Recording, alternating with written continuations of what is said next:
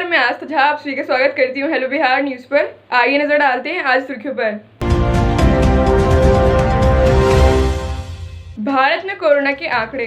कुल मामले 1,75,01,116, कुल मौतें 1,46,111, कुल ठीक हो चुके 96,36,487, सक्रिय मामले 2,92,518।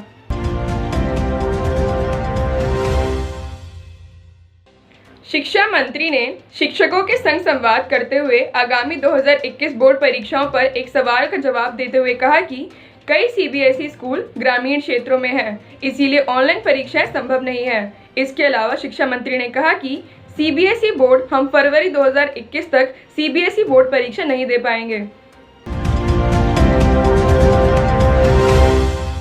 ऑस्ट्रेलिया के बल्लेबाज स्टीव स्मिथ ने कहा कि विराट कोहली को अपने बच्चे के जन्म को क्रिकेट पर प्राथमिकता देने का श्रेय दिया जाना चाहिए, क्योंकि भारतीय कप्तान पर पूरी टेस्ट सीरीज के लिए ऑस्ट्रेलिया में रुकने का काफी दबाव था।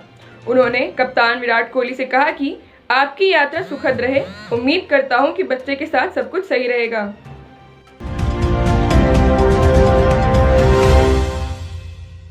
चोटिल भारतीय तेज गेंदबाज मोहम्मद शमी को 6 सप्ताह के लिए आराम की सलाह दी गई है। दाएं हाथ के इस बल्लेबाज को भारत आने के बाद संक्षिप्त अवधि के लिए क्वारंटाइन से गुजरना होगा। शमी के दाएं हाथ में एडिलेड टेस्ट के तीसरे दिन शनिवार को बल्लेबाजी करते समय ऑस्ट्रेलियाई तेज गेंदबाज पैट कमिंस की गेंद लग गई थी, जिससे फ्रैक्चर हो गया। उसके बाद वे दर्द की वजह से बल्ला पकड़ने में भी असमर्थ हो गए थे।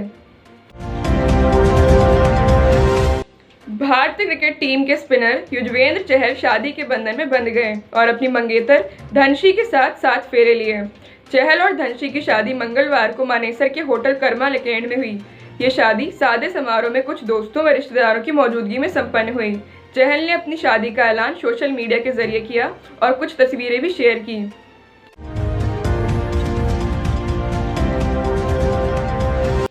तटीय जल यात्रा और पर्यटन को बढ़ावा देने के लिए नौका, रोरो और रो पैक सेवाओं के लिए नए मार्गों की पहचान की गई है। इनमें सोमनाथ मंदिर, हजीरा, ओखा और जामनगर शामिल हैं। पत्तन, पोत परिवहन एवं जल मार्ग मंत्रालय की सागरमाला परियोजना के तहत 6 अंतर्राष्ट्रीय मार्गों की पहचान भी की गई है।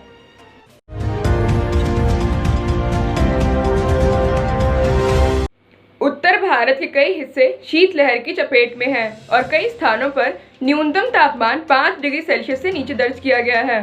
मौसम विभाग ने कहा है कि पूर्वी उत्तर प्रदेश, उड़ीसा में गंभीर शीतलहर चलेगी, जबकि गुजरात के कच्छ क्षेत्र, तेलंगाना, पूर्वी मध्य प्रदेश, विदर्भ, छत्तीसगढ़, बिहार, पश्चिमी उत्तर प्रदेश और पश्चिम बंगाल के गंगा वाले क्षेत्र में शीतलहर चलने की संभावना है। विभाग ने 23 दिसंबर से 26 दिसंबर तक दिल्ली में शीतलहर चलने का अनुमान जताया है। नए कृषि कानून के खिलाफ जारी किसानों के आंदोलन के बीच केंद्रीय कृषि मंत्री नरेंद्र सिंह तोमर जी की किसान संघर्ष समिति और भारतीय किसान यूनियन के नेताओं के साथ कृषि भवन में बैठक हुई। बैठक के बाद केंद्रीय कृषि मंत्री नरेंद्र सिंह तोमर जी ने बताया कि यूपी से कुछ किसान नेता कृषि कानूनों को अपना समर्थन देने के लिए मुझसे मिले।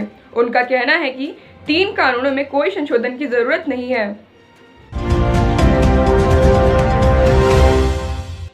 इंडियन इंटरनेशनल साइंस फेस्टिवल 2020 को संबोधित करते हुए प्रधानमंत्री नरेंद्र मोदी जी ने कहा कि भारत में विज्ञान, प्रौद्योगिकी और नवाचार की एक समृद्ध विरासत है। हमारे वैज्ञानिकों ने इस पर शोध किया है। हमारा टेक उद्योग वैश्विक समस्याओं को हल करने में सबसे आगे है, लेकिन भारत और अधिक करना चाहता है। हमारे सभी प्रयास भारत को वैज्ञानिक शिक्षा के लिए सबसे भरोसेमंद केंद्र बनाने के उद्देश्य से हैं। साथ ही हम चाहते हैं कि हमारा वैज्ञानिक समुदाय वैश्विक प्रतिभाओं के साथ और विकसित हो। मध्य प्रदेश के ग्वालियर में मरीज को मिलावटी रक्त प्लाज्मा चढ़ाने का मामला सामने आने से सरकार कोरोना वैक्सीन को लेकर भी सतर्क हो गई है। शिवराज सरकार ने तय किया है कि किसी भी तरह की मिलावटखोरी करने वालों के खिलाफ सख्त से सख्त कार्रवाई की जाएगी। दंड विधि विधेयक 2020 में मिलावट करने वालों के खिलाफ आजीवन कारावास की सजा का प्रावधान किया जाएगा।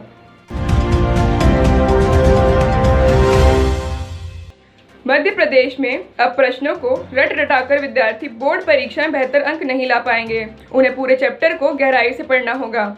माध्यमिक शिक्षा मंडल ने नए सत्र 2020 से 21 से बोर्ड परीक्षा के पैटर्न में बदलाव किया है। सभी विषयों में 30% वस्तुनिष्ठ प्रश्न होंगे। साथ में 30% सब्जेक्टिव और 40% तार्किक प्रश्न रहेंगे। मंडल ने हर विषय के पाठ्यक्रम को 3 यूनिट में बांट दिया है। सभी यूनिट से प्रश्न पूछे जाएंगे।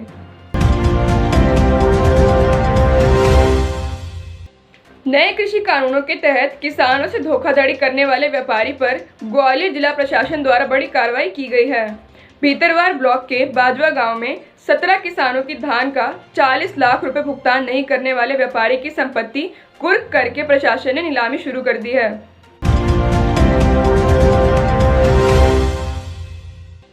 कोरोना वायरस के नए स्ट्रेन ने पूरे विश्व को खौफजदा कर दिया है। कई देशों ने अपनी सीमाओं को सील करने की कवायद शुरू कर दी है। भारत ने भी कोरोना वायरस के इस नए खतरे से निपटने के लिए रणनीति तैयार कर ली है। इस बीच बायोटेक ने अच्छी खबर दी है। बायोटेक ने दावा किया है कि वह कोरोना वायरस म्यूटेशन को खत्म करने वाली वैक्सीन 6 हफ्ते में बना सकते हैं। इसीलिए लोगों को घबराने की बिल्कुल भी जरूरत नहीं है। ब्रिटेन में पाए गए कोरोना के नए रूप को देश में फैलने से रोकने के लिए सरकार सतर्क हो गई है। ब्रिटेन से आने वाले हर यात्री पर नजर रखी जा रही है। ब्रिटेन से देश के विभिन्न हवाई अड्डों पर उतरे अब तक 20 यात्रियों को संक्रमित पाया गया है। हालांकि इनके नए तरह के कोरोना संक्रमित होने की अभी पुष्टि नहीं हो पाई है। केंद्र स्वास्थ्य मंत्रालय ने ब्रिटेन से आने वाले यात्रियों को लेकर विस्तृत दिशा निर्देश जारी किए हैं।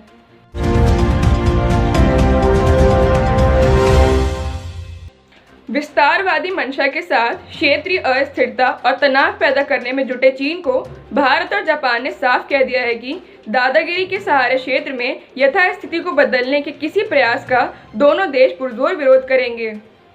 अगर आप अपना विज्ञापन हमारे न्यूज़ प्रोग्राम पर देना चाहते हैं तो संपर्क कीजिए 9971647043 पर। हमारी ये सेवा निःशुल्क है। इसी के साथ मैं आस्था झा आप सभी से विदा लेती हूँ। कल फिर मुलाकात होगी कुछ नई खबरों के साथ। तब तक के लिए अपना और अपने परिवार का बहुत ख्याल रखें। आशा करती हूँ आपको हमारा ये न्यूज़ प्रोग्राम पसंद आया हो। इसे लाइक एंड शेयर ज़रूर करें। धन्यवाद।